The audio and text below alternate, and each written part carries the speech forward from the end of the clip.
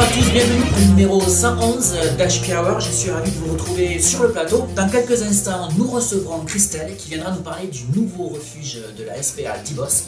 Et puis je serai accompagné de mes chroniqueuses favorites, Mademoiselle Virginie qui viendra nous parler de moi des beautés. Et puis en cuisine, on retrouvera Véro. Voilà, j'espère que vous êtes bien installés. HP Hour, c'est juste après ça.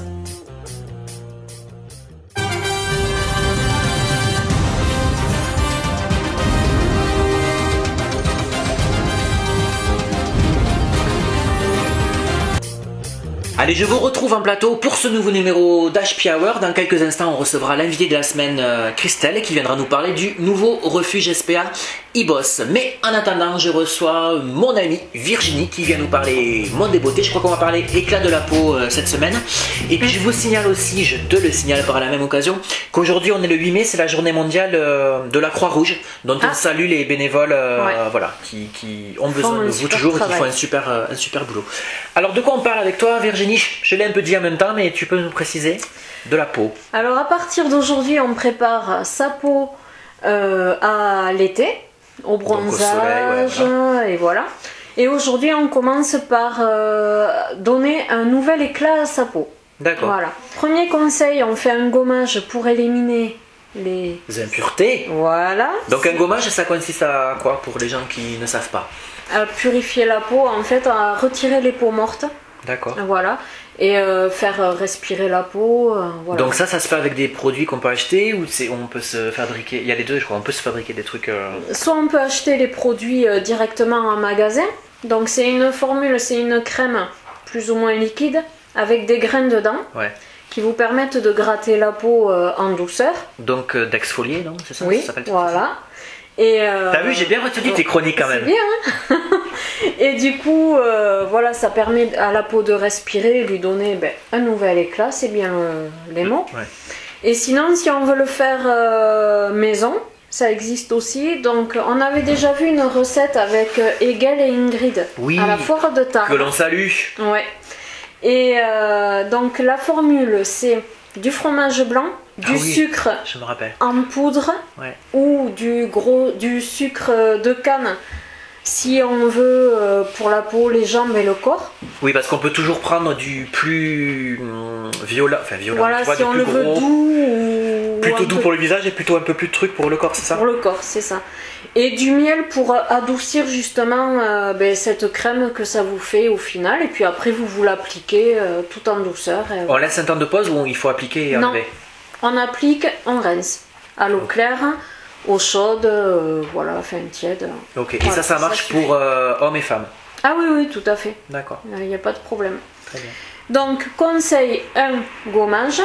Et 2, on mange de la carotte. Ah mais oui, de la carotte, mais bien sûr. Ah oui, abandonner les fameuses gélules là. Oui, tout ce qui est gélules, ça coûte cher, ça sert pas à grand chose. Ça vous donne un teint carotte pour le coup, donc autant l'éviter. Alors si vous n'aimez pas la carotte, aussi ça peut arriver, il existe les mangues et l'abricot font le même effet. Et parce qu'il y a la carotène aussi à l'intérieur. Les tomates aussi.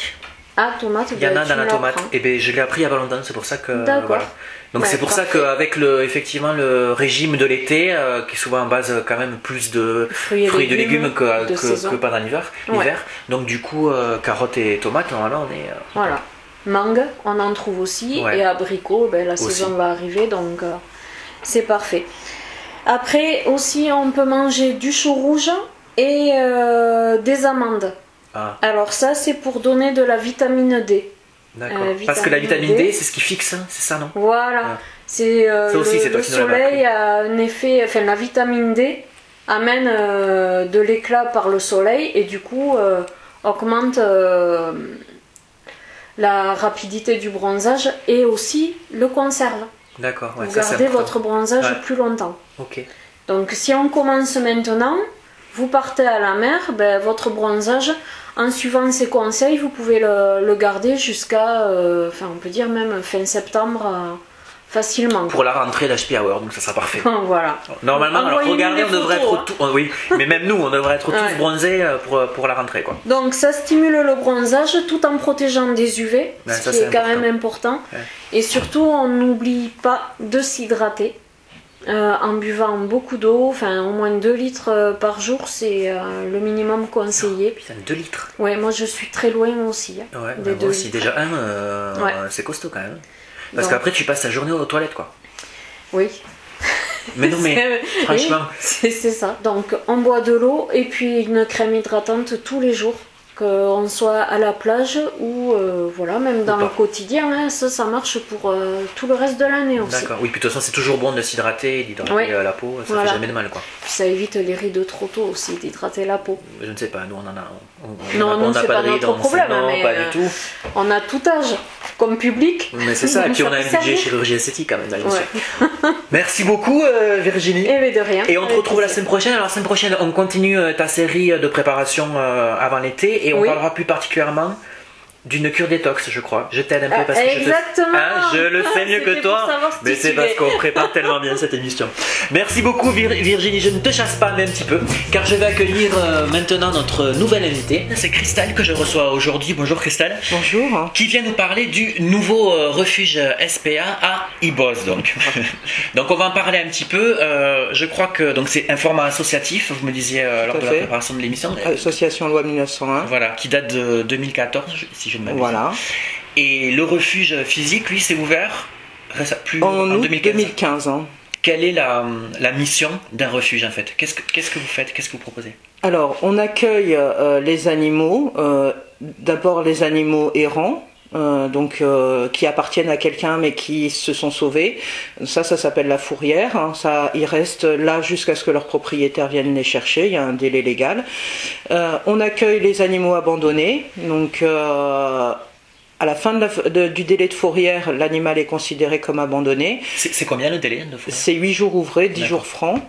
Et il y a aussi des gens qui abandonnent volontairement, donc qui viennent au refuge pour nous laisser leurs animaux pour qu'on puisse les replacer.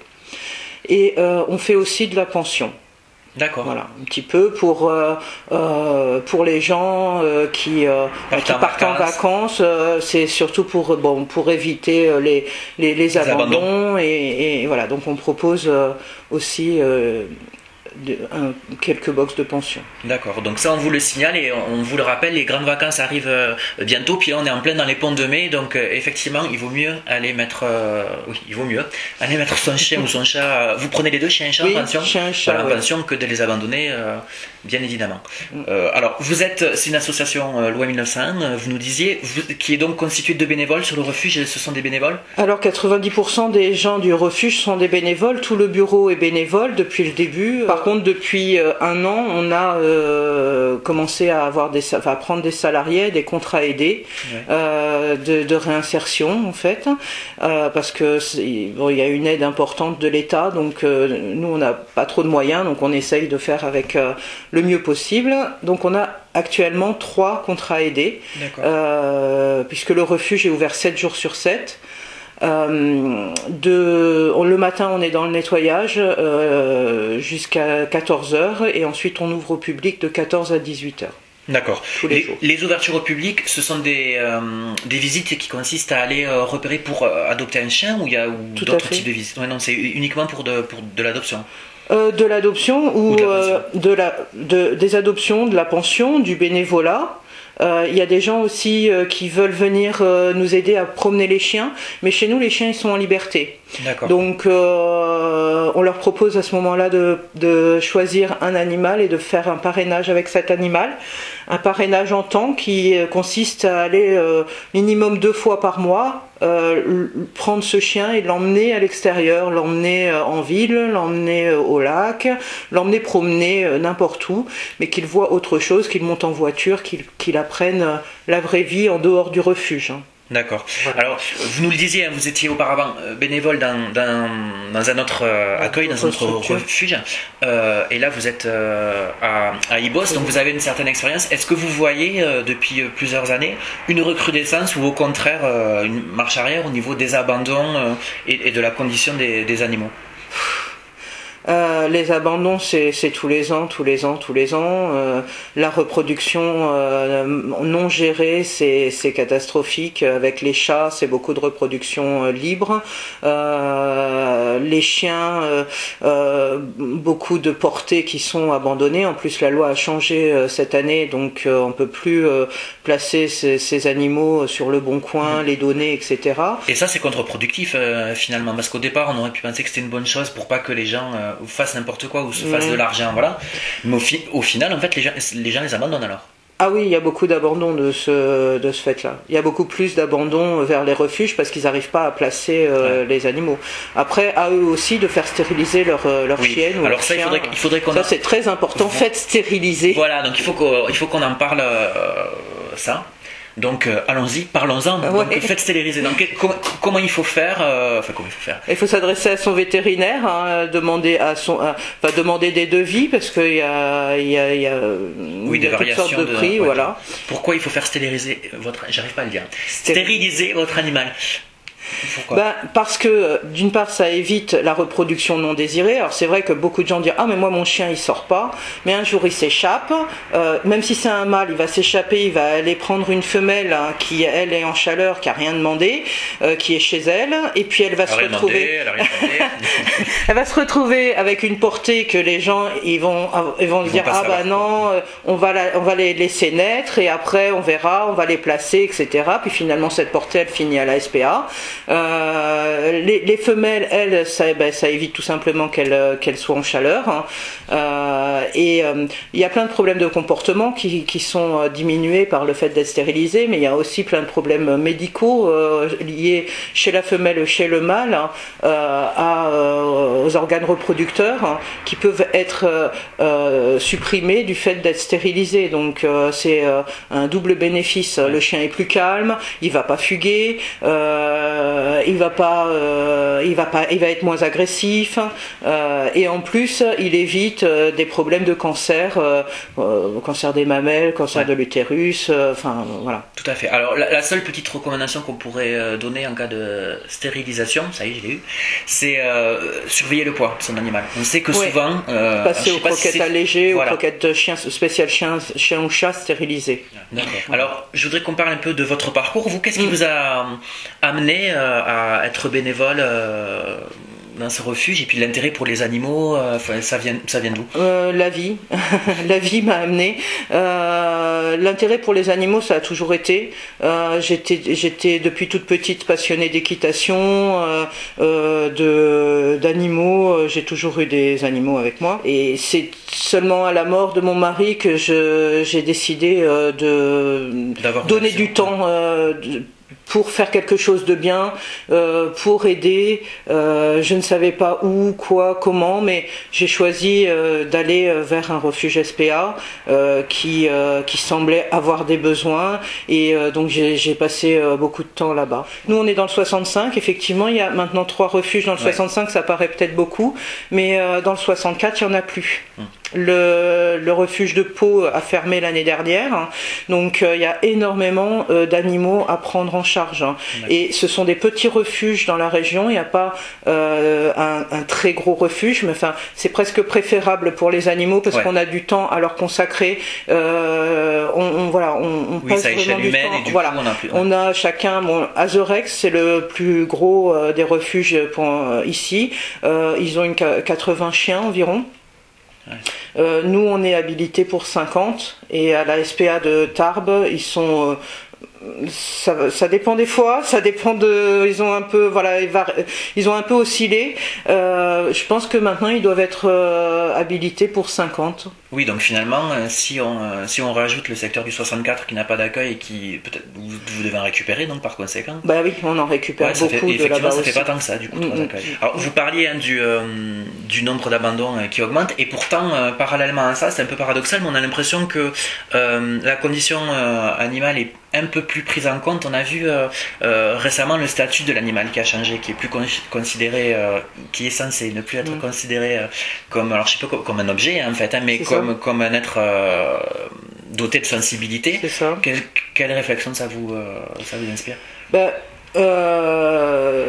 Les Les animaux, ils sont peut-être un petit peu plus pris en compte, mais au final, il y a des lois qui existent, elles sont là, c'est super, mais elles sont jamais appliquées.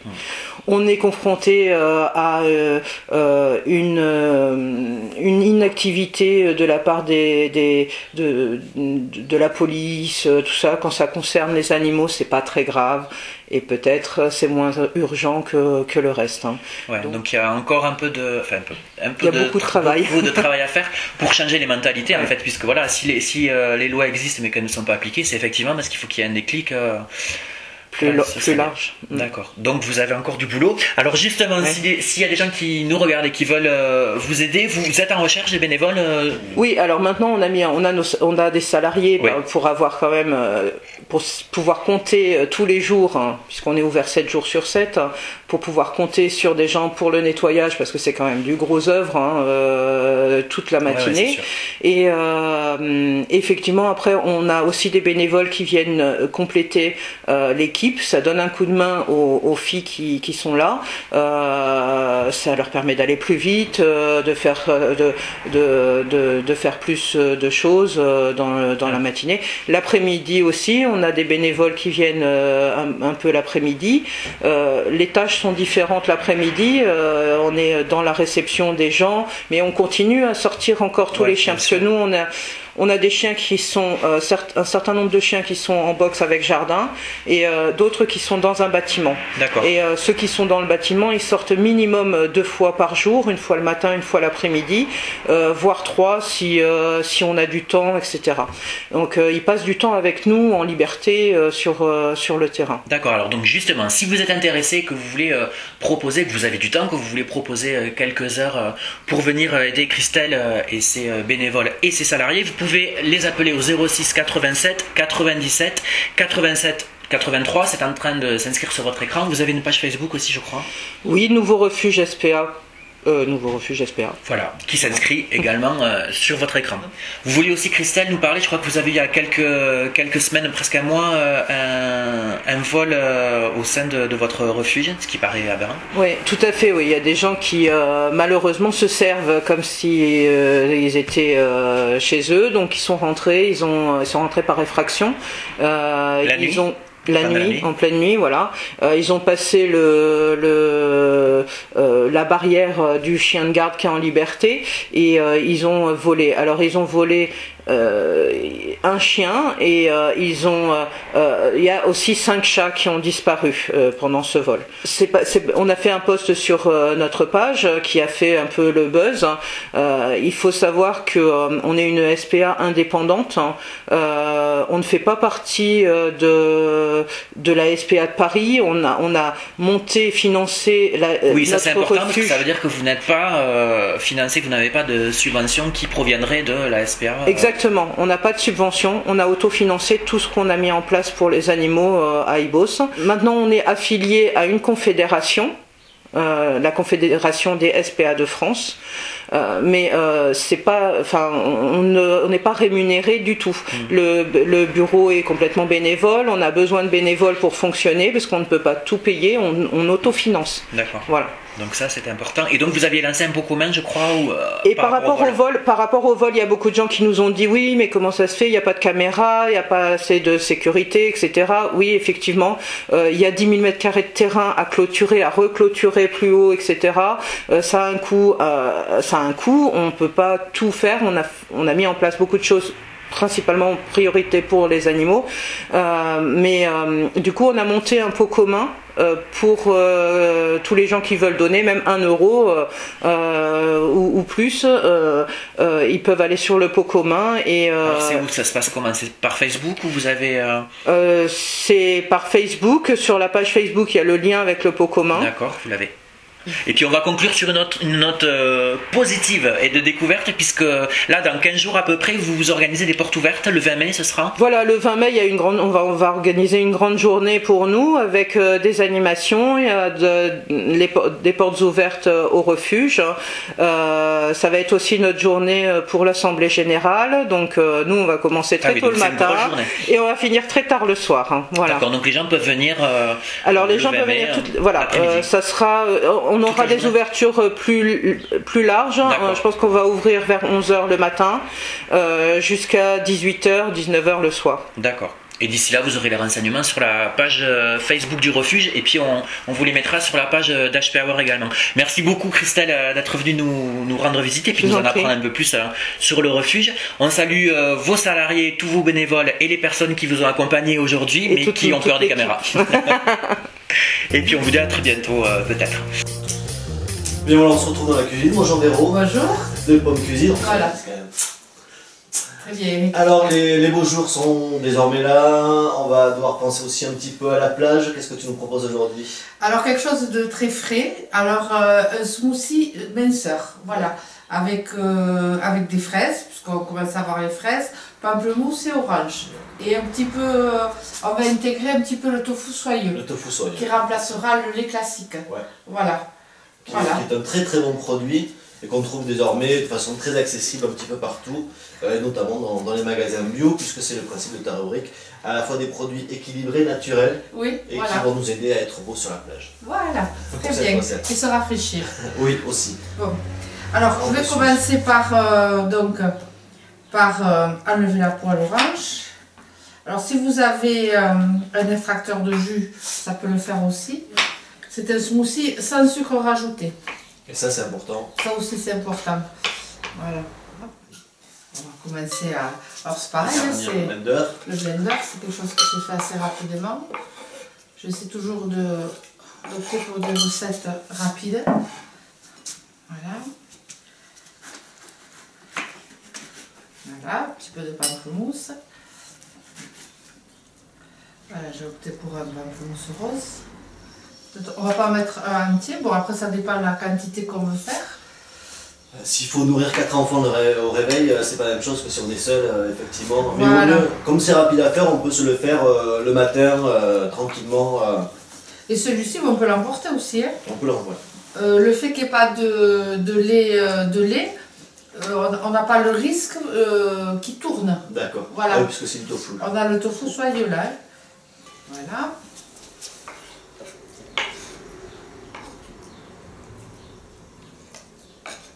Ça. Après, on va mettre quelques fraises. Voilà, les fraises de la région.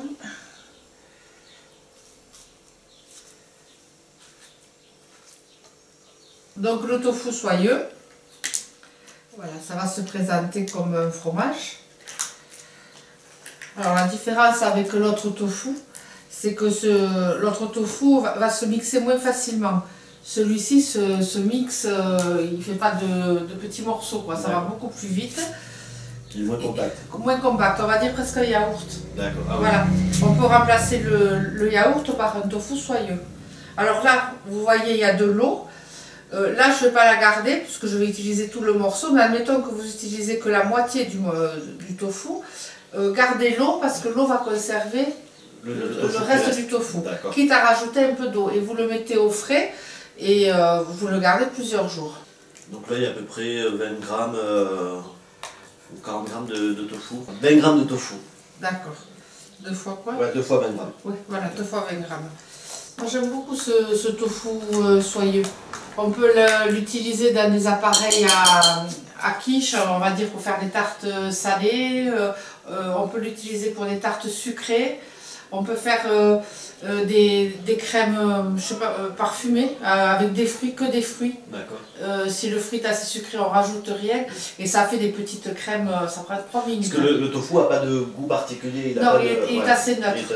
Comme ça, il est neutre. Ouais. Voilà. Mais si on veut faire une crème de fruits, l'autre jour j'ai fait des crèmes de fruits avec des framboises par exemple, j'ai mis framboise, tofu et j'ai sorti des petits pots de crème vraiment jolis qu'on peut mettre 4 framboises dessus et sans sucre rajouté non plus. Et ça c'est énorme. Bien, ouais. Voilà. Et c'est des desserts sans cuisson, déjà presque des petits flams sans cuisson et sans lactose.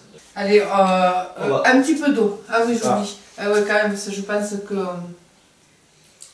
Alors, c'est vraiment un fond d'eau pour apporter le jus qui manque. Voilà, pour pas que ce soit trop épais, que ça se mixe bien. On est parti. Hein. Allez, c'est parti. Allez.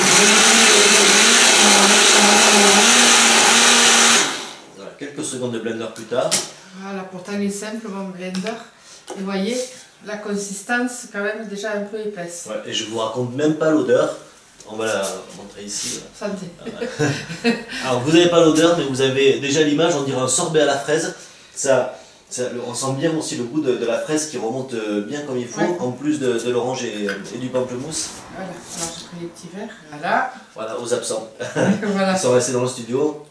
Alors voilà, je sais pas si c'est assez...